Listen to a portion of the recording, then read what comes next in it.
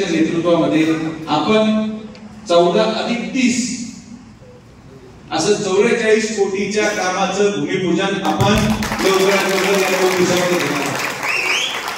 यापुढे ते काम सुरू झाल्यानंतर 1.5 वर्षानंतर तळेगावच्या त्या भोजापूर चाळीच्या कुठल्याही गावाला पाण्यासाठी भांडावं लागणार नाही हा शब्द मी तुम्हाला माननीय नामदार साहेबांकडे।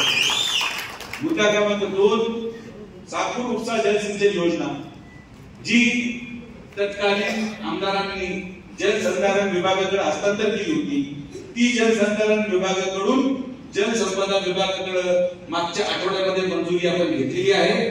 आपण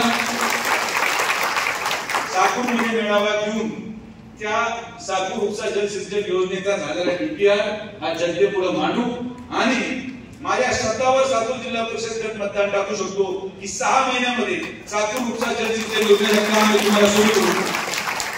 हे 2 शब्द जे आपण या तालुक्याच्या जनतेला दिले सिंचन योजना असेल सगळ्या योजनांचं त्या त्या गावामध्ये जाऊन आपण जो डीपीआर तयार केला त्याची माहिती तुम्हाला देऊ आणि अजून काही राहिलं असेल मी म्हणत नाही की सगळे कामं होतील पण ही सुरुवात आपल्याला साकूर उपसा जलसिंचन योजनेमध्ये उदाहरण द्यायचं झालं तर पाण्याच्या उपलब्धतेचं प्रमाणपत्र लागणार नाही। योजनेचं डीपीआर तयार आहे हे फक्त निवडणूक अजून 1 महिनाभर लांबली तर तुम्हाला प्रशासकीय मान्यता पण आपण देऊ शकतो।